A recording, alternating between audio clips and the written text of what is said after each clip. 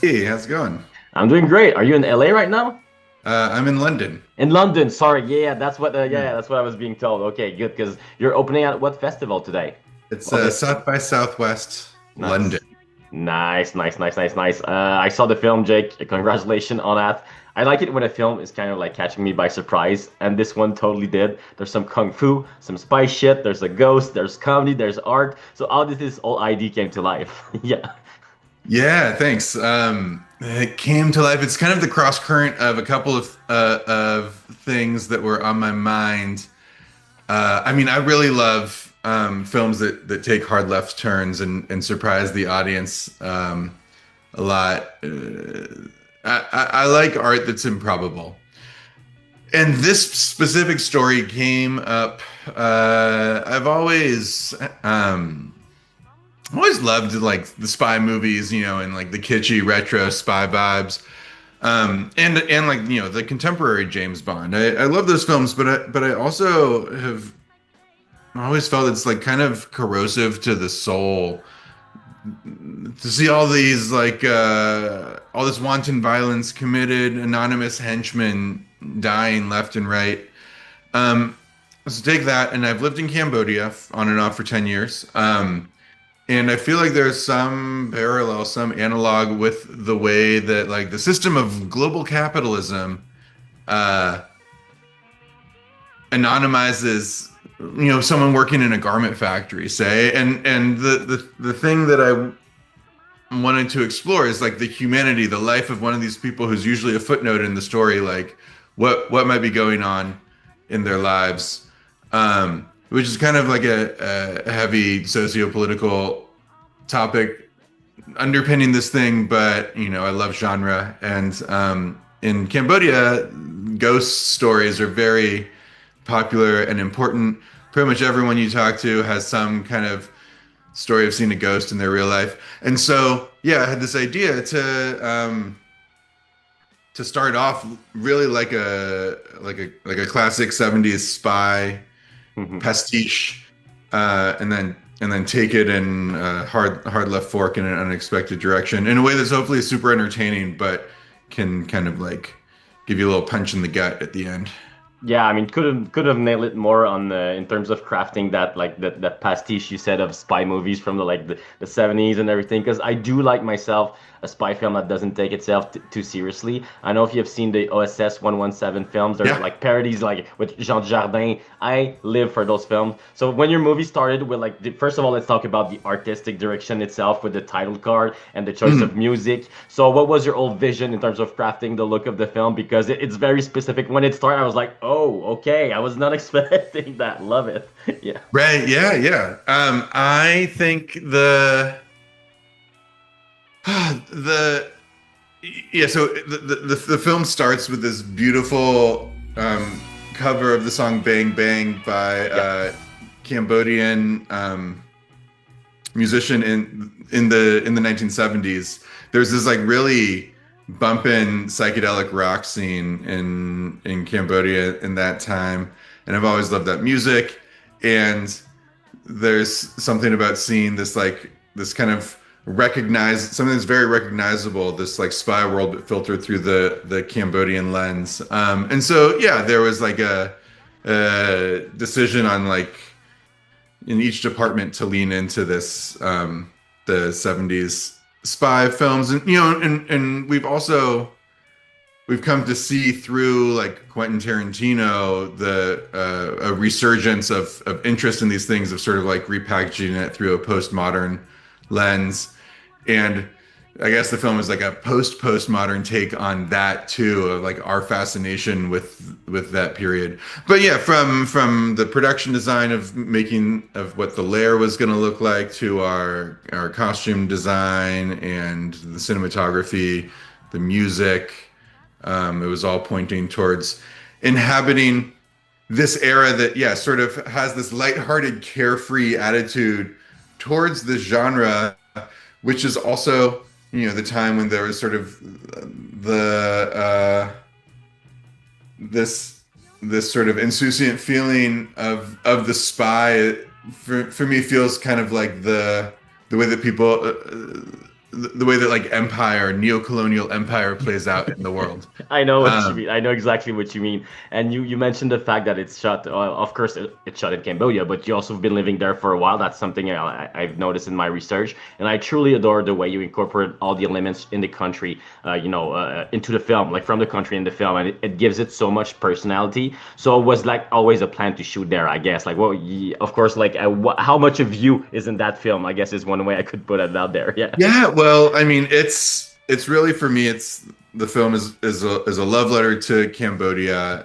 There's a lot of thought put into the way that the spy is coming to get to know Cambodia. You know, it's this place that he's passing through. Was I took a lot of details from my own journey. He eats prahok, which is this very intense, like fermented fish dish, and realizes that he actually likes it, even though it sounds like something a little off-putting to him. Well, Um, I'm sorry, I don't want to interrupt you, but I was gonna talk about that scene because yeah, there's a scene with the food that kind of like made my stomach growl. Like it made me really hungry. It doesn't necessarily aha. need to look appetizing. I think that's the intention. But the same way was like, I just want to like grab my hand through the screen and taste it. So that's part of what makes it work so much. Yeah. Oh, hell yeah. That's great. I mean, yeah, sitting in those little like grilled chicken shacks as one on the roadside is like one of my favorite things.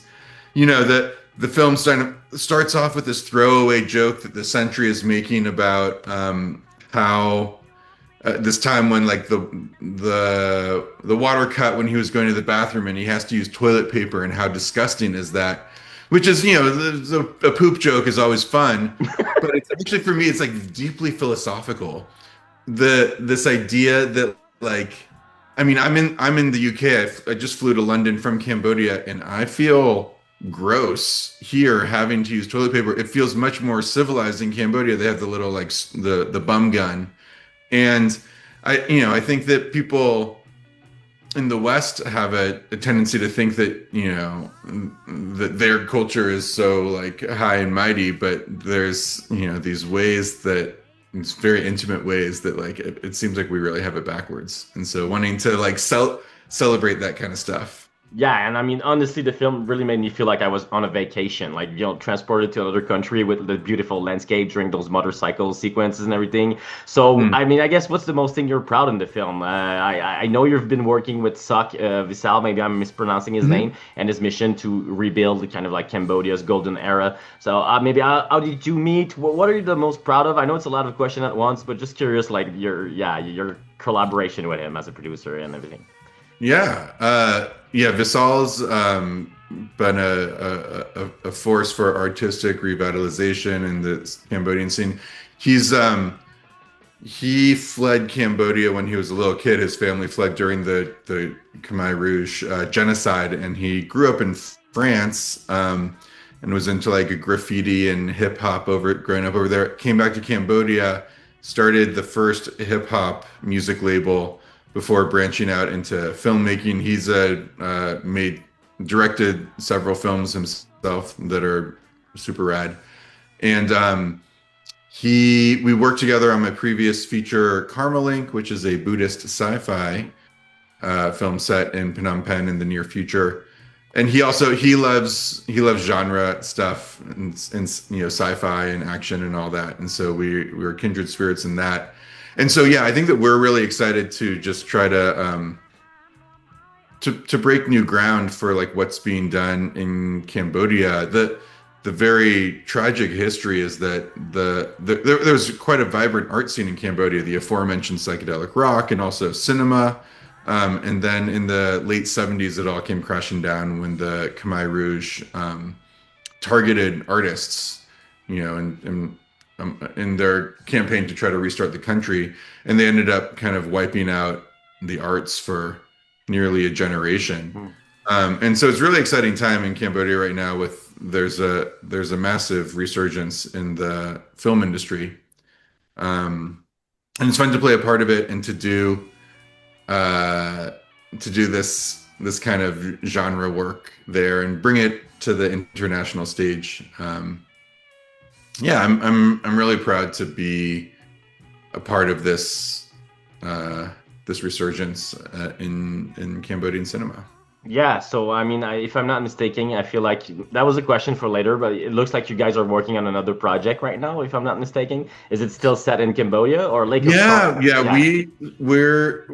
we've been developing a solar punk sci-fi movie called Lake of Stars. Solar punk. Are you familiar with this genre? No, but it sounds so cool that I'm like, well, yeah, let's bring it Yeah, on. solar punk it's a very fresh and I feel like very exciting and important subgenre of science fiction that imagines a more equitable and sustainable future where we're using technology to protect the planet rather than exploit it.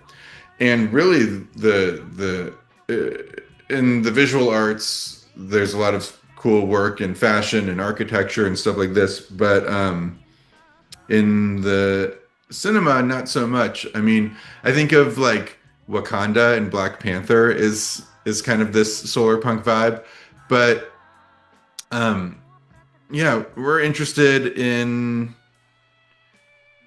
imagining a world where we haven't solved all the problems, but we're doing a lot better in the way that we like relate to the planet and sort of turn the corner on climate change and sustainability and understanding what would that feel like to inhabit that world, a hopeful story rather than dystopian, a story that's moving more in a positive direction. It's still full of like drama and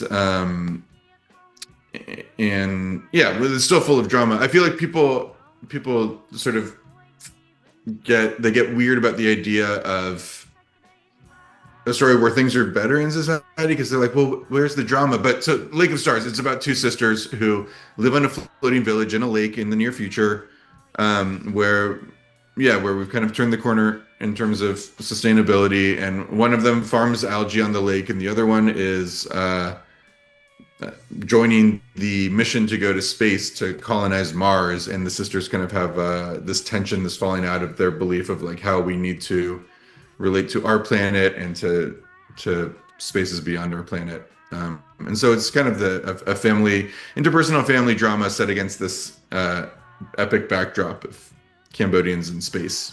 Well, I mean, I've known you for about 10 minutes now, and I love how your brain works. So it seems like a crazy idea that would be like right into my alley. You mentioned your love for genre movies and also Sog Visal's love for genre movies. This, if we go back on the Sentry, it remind me of kind of like walking through an old video store and you pick up like this random exploitation flick that ends up Yeah. being like totally surprising and out there. But how do you balance those genres, like mixing sci-fi and like let's talk about the Sentry itself, but you're mixing like a lot of supernatural elements, a lot of spy genre elements, a lot of body cop element as well. So how's your Yeah. approach to like balancing all those things? Do you just go with your feeling or you just like try to overthink it? What's your process with that? I mean, there was something. Yeah, it first came from a sort of intuitive sense of like what the story needed, but that was something that we worked a lot on in the editing process. Was kind of figuring out how to set up the tone of the beginning, where it's like kind of this pure spy film. How comedic do we want it to feel? Like, how separate do we want that world to feel from what comes later? But I don't know. It was kind of an experiment to see if we could. The film really has like three quite distinct parts, and it's a short film. There's not like that much time to tell a story, but it was. And you divided them by chapters as well. They're divided, like the movie's divided by chapter itself, Yeah, which is a bold choice when you have a short film because you know yeah, you're running short of time. But I appreciated that. Yeah, yeah. I'm glad that that landed for you. I always love good chapter title. always And works.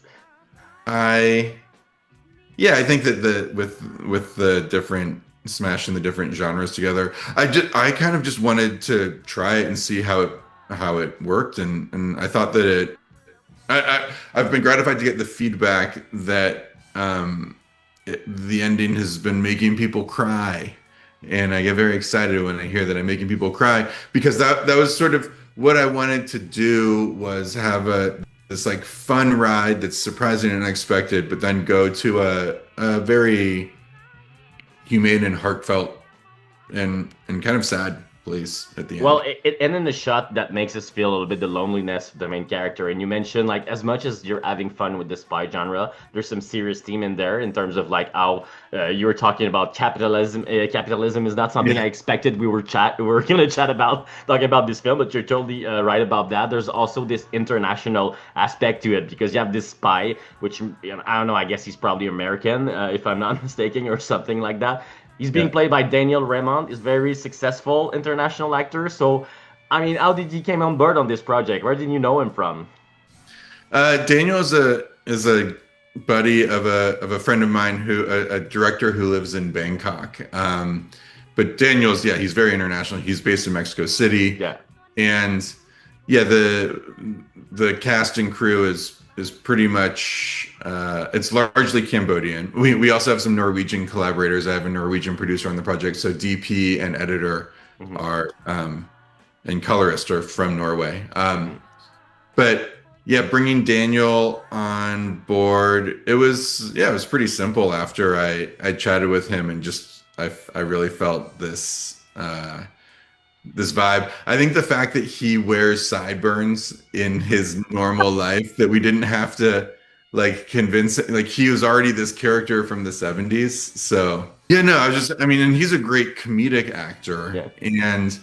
And so I like the idea of starting off feeling like the spy is he's this serious, suave guy. I mean, a little bit goofy, takes himself a little bit too seriously, but getting to dive into unfold the humor a little bit more as the film goes along, dig into his comedic chops. Yeah, because he seems like an actor who's being able to adapt to different roles and be sometimes extravagant. But in your film, it just seems like it's Daniel being himself. So when you mentioned like the sideburn, it was like, you know what? You're fine. Just be yourself for for that movie. Well, yeah, I mean he is he's a force of nature and very much a chameleon. People ask me, they're like, what is his accent that he normally uses? Because he uses a British accent in the film, and it's not uncommon for him to shift to use a different accent.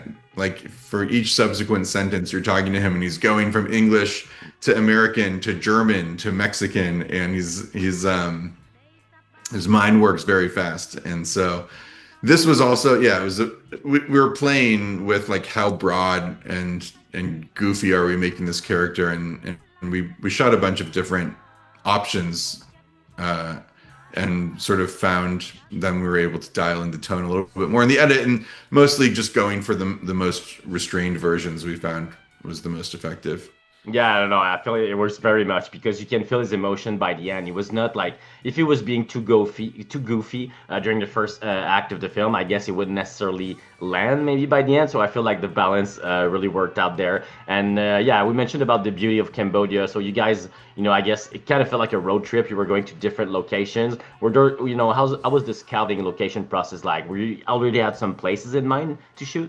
Yeah, I lived in the town called Kampot during the pandemic, which is this little riverside town in southern Cambodia. And basically, it looks like a road trip that goes through so many different geographies and landscapes, but they're all within like an hour's drive of each other in this one area of Cambodia that I used to, I lived there, and I used to just go ride my moto around for fun. And little did I know that I was scouting this road trip movie when I Yeah. was doing it. But I had a lot of these ideas in mind, and also like I had a location scout who had worked on, some of my production team had worked on a big French movie in that same area Oh, okay. some years previous, and so they were also familiar with some of the coolest locations in the area. Ah, because it seems like it must have been a fun time on set. Do you have like a great memory of shooting the film with the crew, or maybe just by yourself, or yeah? Yeah, well, so there's a toilet scene where they stop on the side of the road for a toilet, and I originally wrote that as a gas station, and we were just like looking for a really old, distinctive gas station. We found a cool one that had kind of been around for some decades, and it was fun. But then when we were driving back on our location scout to our hotel one night, and we're driving through these salt fields where they like there's all these evaporative ponds where they are raking up pyramids of salt.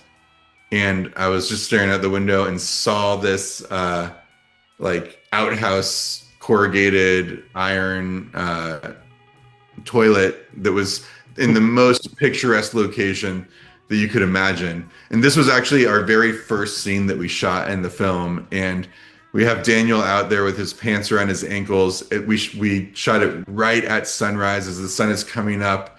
Beautiful pink orange light reflecting over these salt fields and all of the salt field workers who are out there already. And so for me, that was that was so surreal and so fun to look around at this like massive team. You know, we had a pretty big crew in order to pull off this epic shoot. And, you know, gathered in the most beautiful place, shooting the most ridiculous thing. Well, That it was kind of, yeah, it breaks the ice, especially, I don't know, like if you, I'm sure you had done some meetings with Daniel, but you're right there, it's time to work, scene one, and yeah, I mean, I guess it breaks the tension a little bit and yeah. alleviates some of the pressure. It Yeah. was a great that was a great way to get into the shoot. Yeah. Absolutely. Well, I don't want to take too much of your time, but I don't know. You seem like you're such a cool guy. I would have been talking to you for a long time. Really looking forward to everything you're going to be doing in the future. Lake of Stars seems like a very interesting project. Anything else you want to plug in? Are you any projects you're working on right now? I mean, I am developing a feature version of the Sentry. I was gonna ask that. Yes. Okay. Okay. Because it kind of feel like a feature that could be expanded into a full-length feature. Yeah. Yeah, yeah. All right, all right, all right, all right. That sounds good. That sounds very cool, Jake. Thank you so much for your time. I'm gonna let you go, but really love the film for all the good reasons. Its craziness, but also you mentioned some people cry during the film. I mean, I thought the ending was emotional. You could feel all of that. So good job once again, and I wish you all the best for the future. All right. Thanks so much. Have a good one. Thanks.